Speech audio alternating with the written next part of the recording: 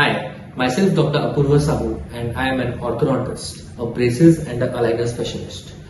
In this video, we are going to talk about the precautions to be taken after extraction. दांत निकालने के बाद क्या क्या प्रिकॉशन लेना चाहिए उसके बारे में हम डिटेल में इस वीडियो में बात करेंगे। दांत निकालने के तुरंत बाद आपके डेंटिस्ट एक गॉस पीस या कॉटन सलाइन या विटाडिन में डिप करके उस घाव के जगह पे रख देते हैं। वो कॉटन या गॉस पीस आपको 45 मिनट्स या 1 आवर तक उसे वहीं रखना होता है। एक बार 45 मिनट्स या 1 आवर हो जाए तो उसे निकाल के फेंक देना होता है और वहाँ पे कोई नया गॉस पीस नहीं लगाना होता है। जब भी डेंटिस्ट ने वहाँ पे गॉस रखा रहता है तो हमें सलाइवेशन आता रहता है, तो हमें ये ध्यान रखना है कि हमें वो सलाइवेशन या वो थूक हमें हमारे मुंह में जमा नहीं करना है।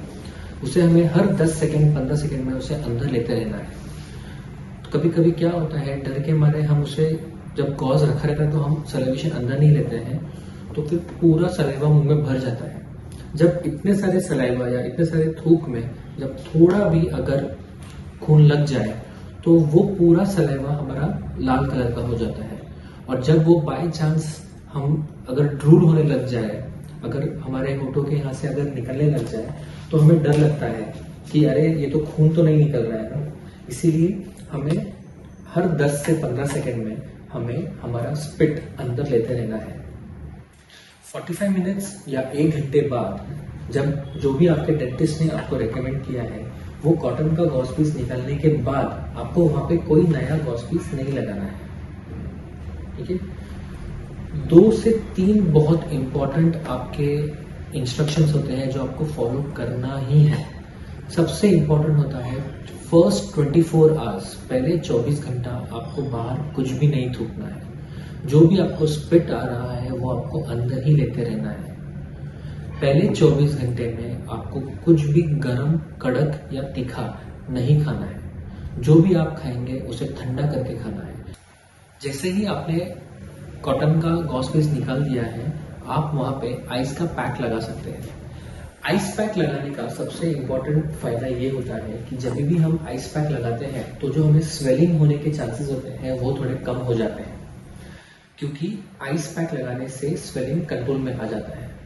वो आइस पैक हमें सिर्फ उसमें दबा के नहीं रखना होता है, बल्कि उसे लेके यहाँ पे रखना है, 10 सेकेंड में निकालना है और वापस लगाना है। अगर आप उसे दबा के रखेंगे तो शायद आपका यहाँ पे ब्लैक कलर का मार्क आ जाए जो हमें नहीं चाहिए। तो इसीलिए आपको आइस पैक भी एकदम लगाना है, निकालना है, लगाना है, निकालना है। पहले 1 से 2 दिन तक हमें कुछ भी चीज़ स्ट्रॉ से नहीं पीना है। अगर हमें ठंडा कोल्ड कॉफ़ी भी पीना है तो उसे हमें ग्लास से सिप कर करके पीना है और ना कि स्ट्रॉ से।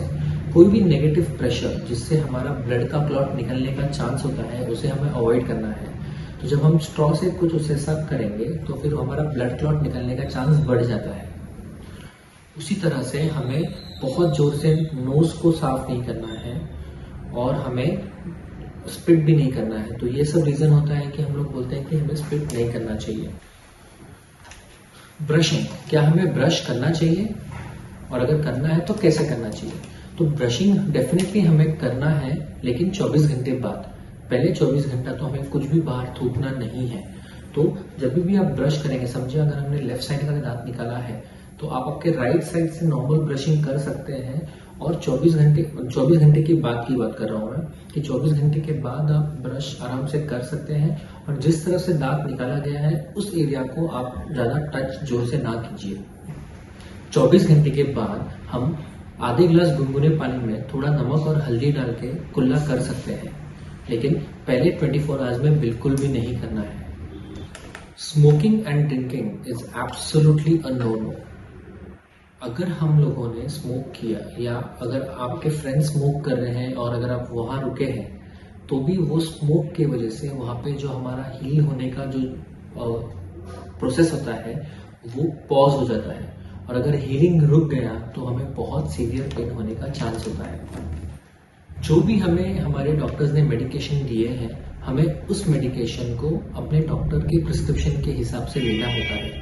एंटीबायोटिक्स होता है, एंटी माइक्रोबियल्स होता है, पेन किलर्स होता है, ये सब हमें जिस तरह से प्रिस्क्राइब किया गया होता है उसी तरह से 3 से 5 दिन के लिए लेना होता है।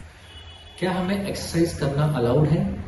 वेल, आई वुड सजेस्ट कि आप पहले 2 से 3 दिन तक ज़्यादा हैवी एक्सरसाइज ना करें, क्योंकि वो उसका इम्पैक्ट डायरेक्टली हमारे एक्सट्रैक्शन के हीलिंग पे भी पड़ेगा, क्योंकि अब जब ज़्यादा प्रेशर आएगा तो ब्लीडिंग आने का चांस भी हो सकता है। दांत निकालने के बाद कई बार आपके डेंटिस्ट उस घाव को कवर कर देते हैं विद द स्टिचेस। वो स्टिच हमें 8 से 10 दिन के बाद as prescribe by your dentist आपको जाके वो स्टिच निकालना चाहिए। प्लीज उस स्टिचेस से मत डरिए। वो स्टिचेस करने से हमारा सेकेंडरी इन्फेक्शन का चांस कम हो जाता है और हीलिंग का प्रोसेस अच्छा हो जाता है। तो अगर आपके डेंटिस्ट बोल रहे हैं कि आपके केस में स्टिचेस एक अच्छा ऑप्शन है, तो हमें वो स्टिच लेके हीलिंग का प्रोसेस और इजीली अच्छे से क्लियर करना चाहिए। कभी कभी हमने देखा है कि दांत निकालने के बाद पहले 2 दिन तक कुछ पेन नहीं होता है, और उसके बाद कोई पेशेंट आते हैं बहुत सीवियर पेन लेके आते हैं। तो ये कंडीशन एक दांत निकालने के बाद का एक कॉम्प्लिकेशन होता है, जिसे हम ड्राई सॉकेट बोलते हैं।